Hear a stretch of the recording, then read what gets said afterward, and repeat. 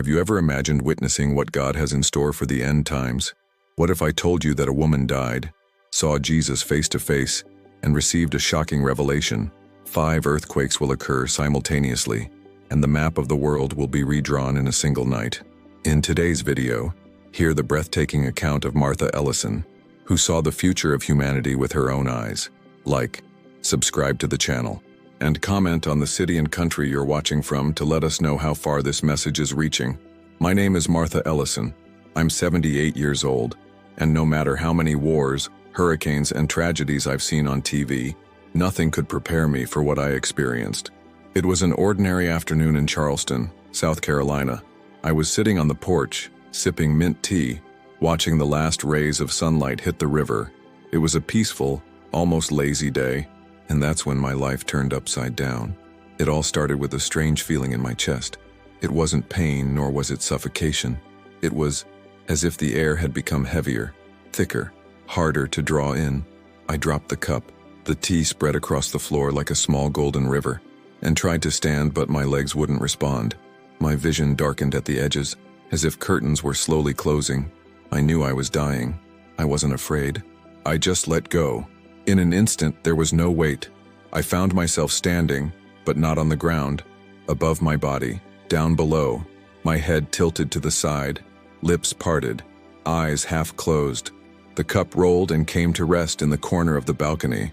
The sound of it hitting the floor echoed strangely distantly. It was like being in a hyper-real dream. I thought, so this is how it ends. But it was just beginning. Behind me, I felt a presence, not a wind or a physical touch, but something that enveloped my entire being. I turned and saw a light, not white, but golden, alive, pulsing, as if it had a heart of its own. It didn't blind me. On the contrary, it felt as if my eyes were made for that light. Effortlessly, I was drawn into it. The world around me disappeared. I passed through a space I cannot explain, neither heaven nor earth. It was as if time had stopped, or perhaps had never existed there. And then, in the center of that golden immensity, he was Jesus. He was not a painting nor a distant figure. He was real. His eyes were like deep rivers mingled with living flames. I heard not with my ears, but with my whole being. "Martha," he said, without moving his lips. And yet, his voice shook every cell in me. "There is something you need to see, something that will change the world as you know it." Before I could respond, I was pulled above the earth. There was the globe, slowly spinning beneath my feet, beautiful and vulnerable.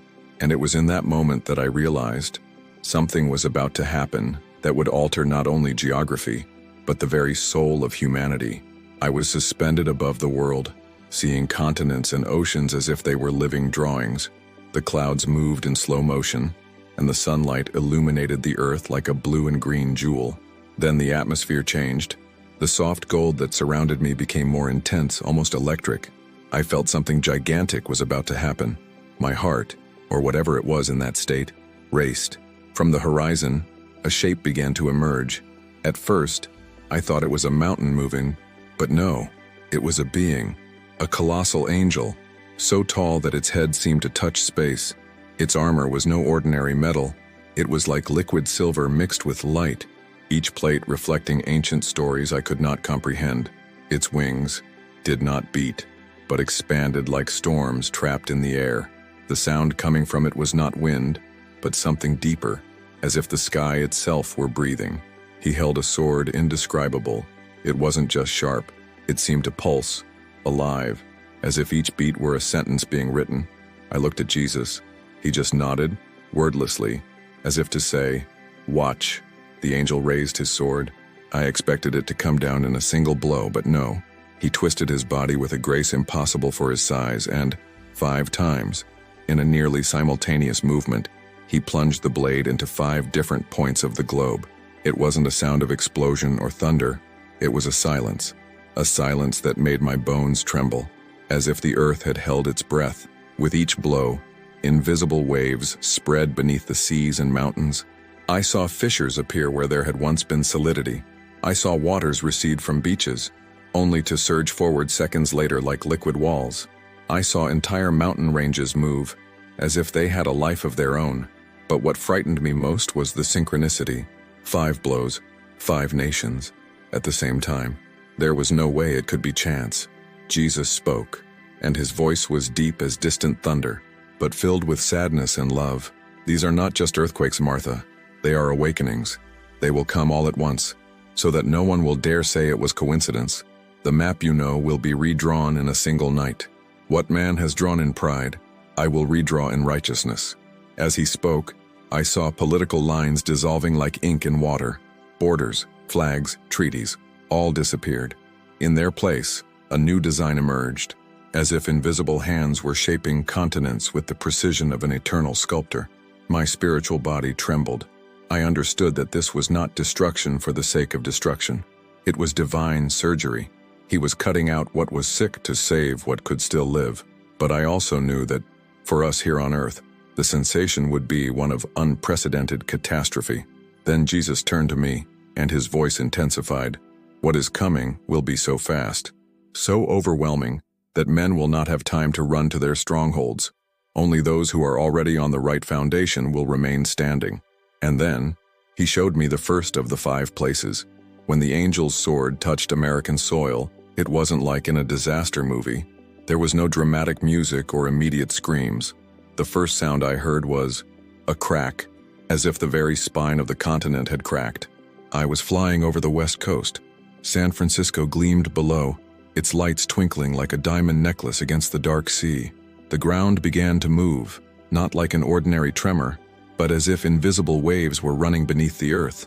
The Golden Gate Bridge, that symbol of human ingenuity and pride, began to twist, bending like a metal ribbon twisted by the hands of a giant. In Los Angeles, skyscrapers that once seemed to touch the sky began to sway, their windows reflecting strange glare from the heavens. But what chilled me most wasn't the physical destruction. It was the faces. Thousands of people standing in the middle of the streets, looking up or down, unable to move. There was no immediate panic, just absolute shock, as if reality had just betrayed their trust. It was the moment everyone realized, the ground isn't as safe as they thought. Then I saw in the sky something I cannot explain by human logic. Cold flames. Yes, cold. They danced above the cities like blue torches, without smoke, without heat, but emitting an unearthly glow. And as I tried to understand, Jesus spoke. Martha, they have built towers higher than the fear of me. They have built empires on the sand of vanity and pleasure, thinking that nothing could topple them. Now you will see that only the foundation of me remains. At the sound of these words, I saw images superimposed on the destroyed streets, luxurious parties, meeting rooms filled with politicians and executives, movie cameras, fashion runways, technology company buildings, all symbols of a civilization that believed it controlled its own destiny. But in the earthquake, everything crumbled like dominoes. The most terrifying thing was when the vision approached the subsoil. Below the foundations, I saw nothing. Voids, dark cavities, as if there were no spiritual foundation at all. And I realized this was what Jesus meant. It wasn't just the earth that was unstable, it was the soul of the nation. But all was not lost. Amid the chaos, I saw small lights on the ground, simple homes where families knelt in prayer, humble churches, far from the big cities, singing hymns as the walls shook. These lights stood firm, not a crack touched them. And Jesus whispered, "These are the ones who built on the rock. The shaking comes to expose who is on me and who is not." Suddenly, a deeper sound, like a celestial drum, echoed. I knew it was the call to see the next location, and in the next instant, I was pulled away, leaving behind a country teetering between collapse and the chance of rebirth. The transition was so rapid that I barely had time to breathe, if I even breathed in that state. One moment, the lights of California faded behind me, and the next, I was hovering over an archipelago lit by signs and skyscrapers. Japan. I saw Tokyo, Osaka, Yokohama, cities that pulsed like living circuits. But there was something strange in the air, a suffocating silence, as if sound itself had fled. The streets were crowded, but no one spoke loudly. There were no horns, no music, no hurried footsteps. It was like the moment before a storm, when even the birds disappear. That silence was unnatural. It carried weight, foreboding, as if the world were holding its breath. And then, in the distance, I saw something moving on the horizon. A wave, not a raging wall of water like in the movies, but a gigantic, slow-moving swell, as if the sea had decided to walk towards land. It didn't roar. It advanced in absolute silence, which made it all the more disturbing. The city lights began to flicker and go out, one by one, as if someone were flipping switches. I saw Tokyo's neon signs disappear into the darkness. The trains stop. The screens go blank. It was like ripping out the technological heart of the nation. And then Jesus spoke, with deep sadness. Here, they have built trust in human control, in technology, in social discipline, but without me, what is not under me gives way. As he spoke, the ground began to tremble. The tall buildings swayed as if drunk. I saw cracks open in the streets like dark veins, and from them came a strange wind, cold and dense. This wind did not spread dust, but memories. I saw flashes of ancient temples, meditation gardens, scenes of almost forgotten reverence. It was as if the earth were trying to return something that modernity had buried. People looked around, frozen, not running. It was as if their minds couldn't process that the perfect order in which they lived could be disrupted.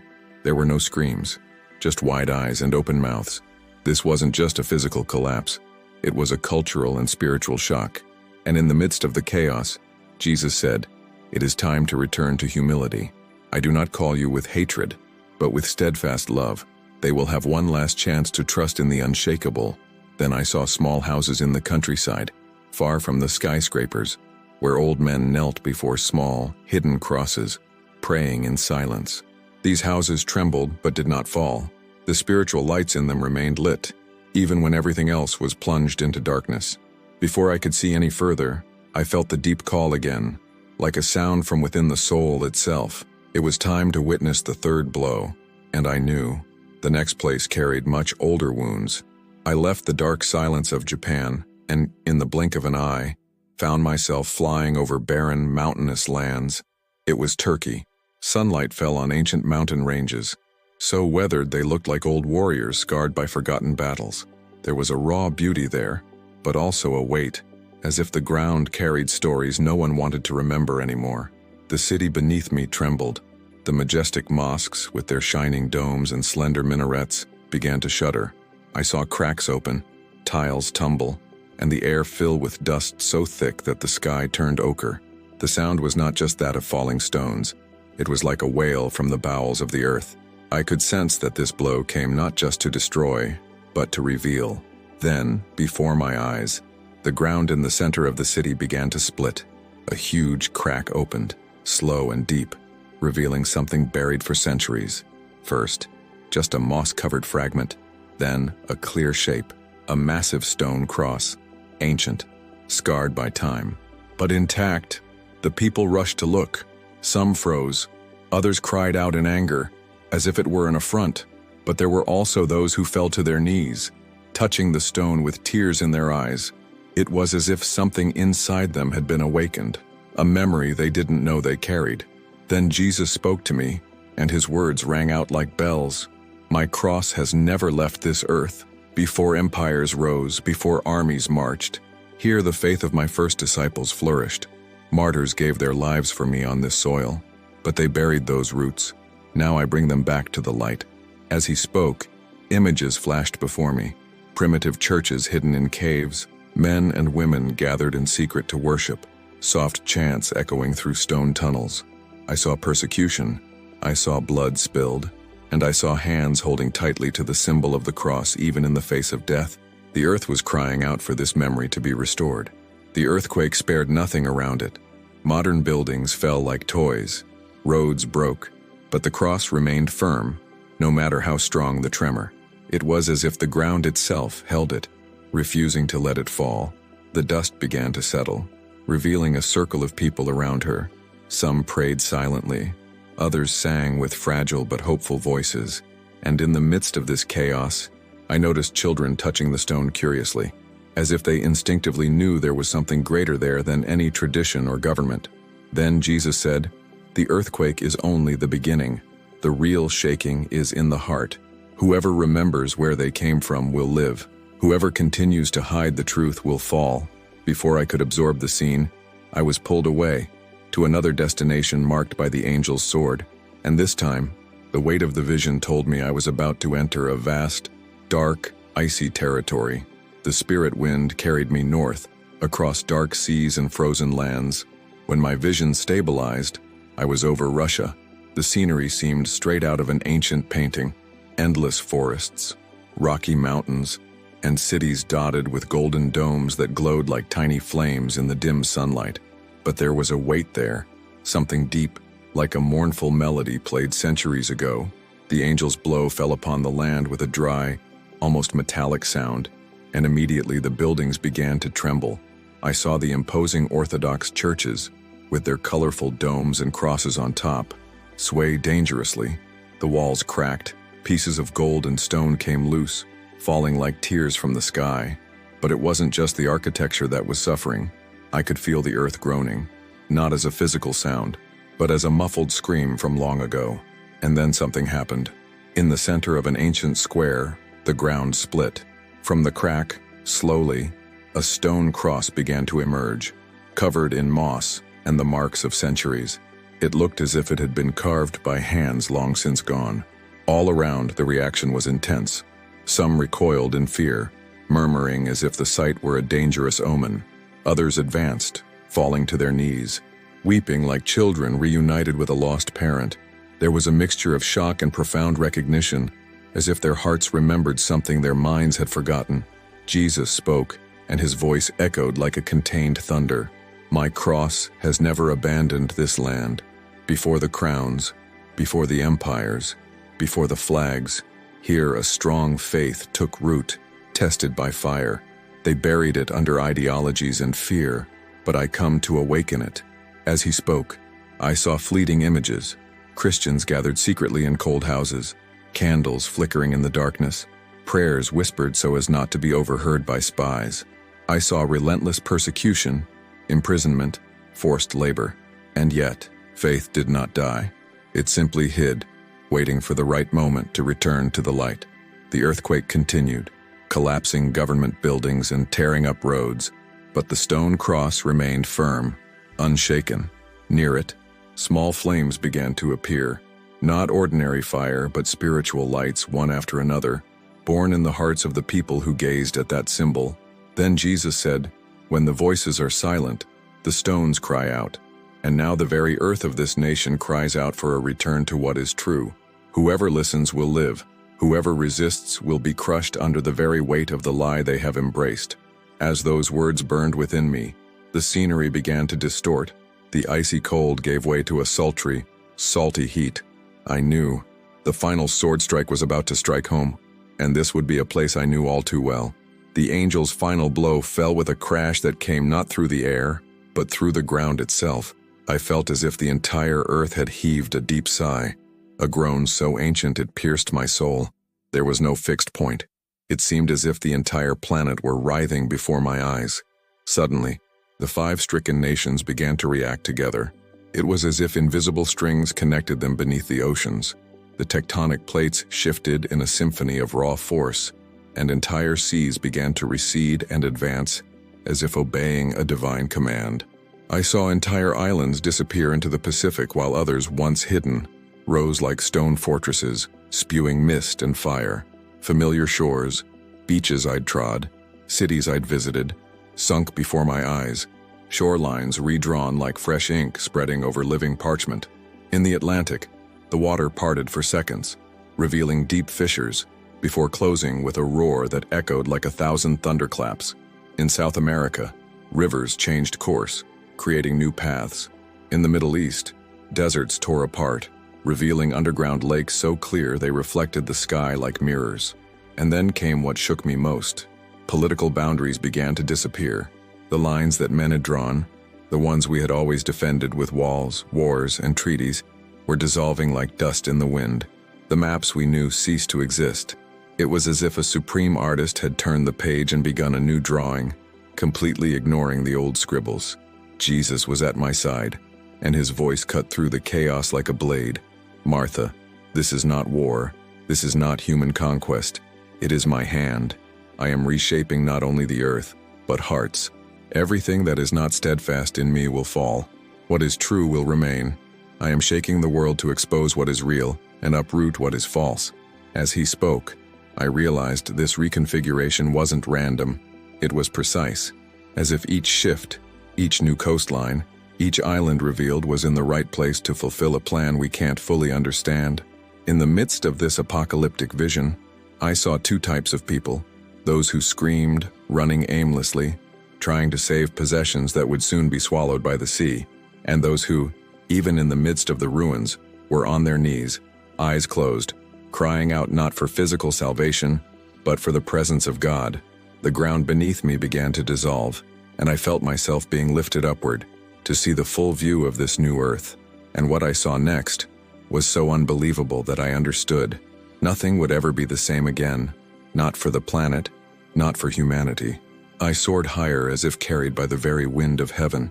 Soon the entire planet lay before me, but it was not the same world I had known. The new face of the earth shone with brighter colors, as if even the light had been washed and purified.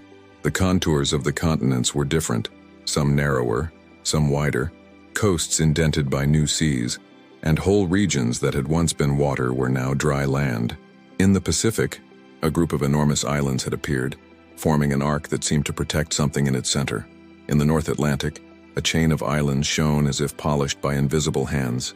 Greenland, which I had always imagined covered in eternal ice, was green in patches, revealing valleys and rivers that had never existed on the human map. There were also painful absences. Coastal cities I knew had disappeared beneath the waters, famous ports, tourist beaches, proud metropolises. Everything was now the bottom of the sea, and yet there was no blood, no floating corpses. It was as if God had gathered the lives before the final blow, preserving them for another moment of choice. I saw golden lines being drawn across the globe, not as political borders, but as spiritual connections. They united distant communities, forming an invisible fabric of light. Jesus, sensing my curiosity, said, "These are the new lines of my kingdom. They are not walls, but paths. They do not divide, they unite. They do not imprison, they liberate." I trembled before the enormity of that act. Everything we had believed to be fixed had been rewritten. And then he said something that made my heart burn. "Martha, this is the map I drew before the foundation of the world. Humanity has gone astray, built on sand, and now I restore what was intended. But it is not just the earth I redesign, it is the soul of each one." As he spoke, I saw scenes from people's lives. Contracts torn up, political alliances broken, false temples falling, while small groups of believers gathered outdoors, singing and praying as if they had found a treasure. No matter the language, the color of their skin, or their culture, everyone spoke the same language of faith and truth. Then Jesus came closer. His eyes shone even brighter, and his voice deepened. "Tell them not to prepare themselves with fear, nor with stores of food or weapons. Tell them to purify their hearts, live by my word, and stand firm on the rock. Only this will keep them standing when the next tremor comes." The word, "next," echoed through me like a silent thunderclap. He wasn't speaking of something distant, but of a cycle that had already begun. The world I saw, beautiful and renewed, was still part of a process. And I knew this was just the first wave of a much larger plan. As the vision began to fade, I felt as if I were being pulled by an invisible current. The golden glow grew more distant, and the globe with its new shape became smaller, almost like a memory that slips away upon waking. I felt a resistance within me. I didn't want to go back. There was peace there. There was clarity. But at the same time, something burned in my spirit. I needed to bring this to the world. Jesus did not let me go without his last words. He reached out and placed his hand on my shoulder. The touch was not physical as we know it, but it pierced my entire being, leaving a mark that no human force could erase. "Martha," he said, "you have seen what is about to happen. Do not keep it to yourself. Bear witness. Do not fear scoffers or unbelievers. The words I have placed in you will be like arrows, striking prepared hearts." When he finished speaking, I felt a sudden jolt, as if falling from a great height. A light darkness enveloped me, not cold or threatening, just the void between two worlds.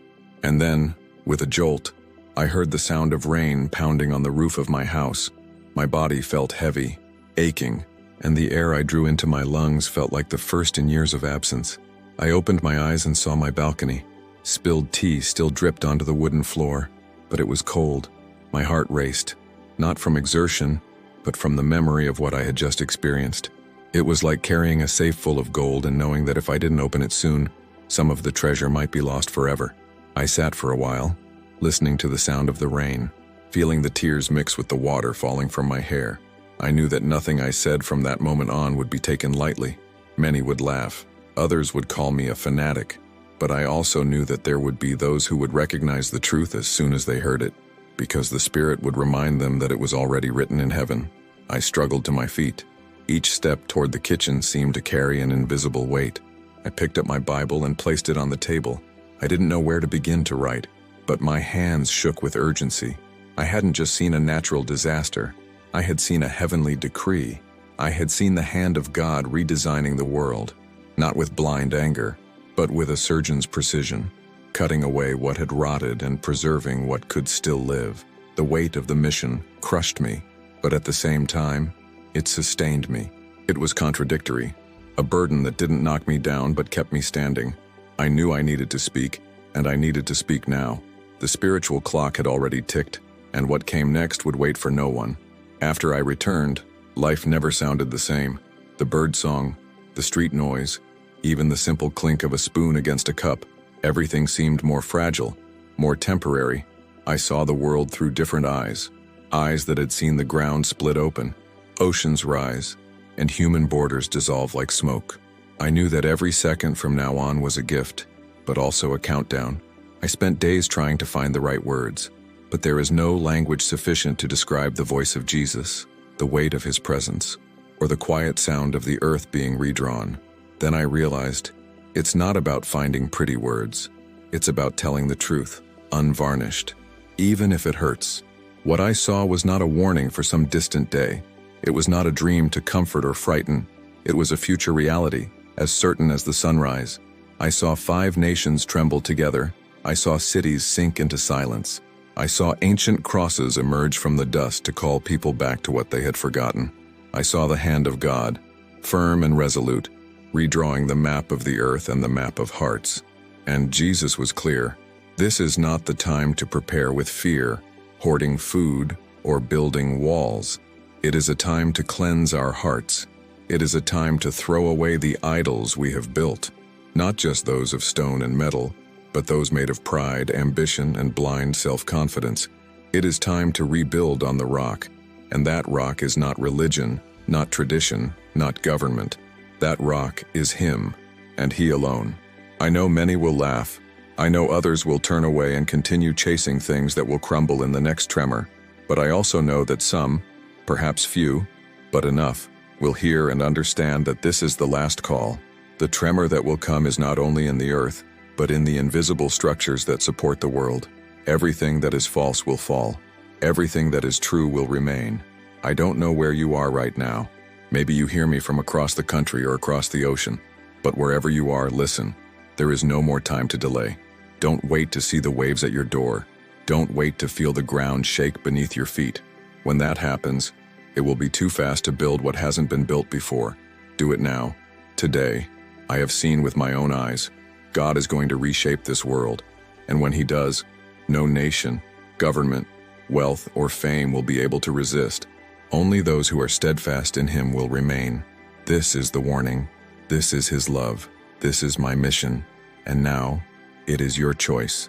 If you enjoyed this beautiful spiritual testimony, please leave a like, comment, share your impressions, subscribe to the channel, and don't forget to turn on the notification bell to watch each new video and help us spread this message to a greater number of people. Until next time.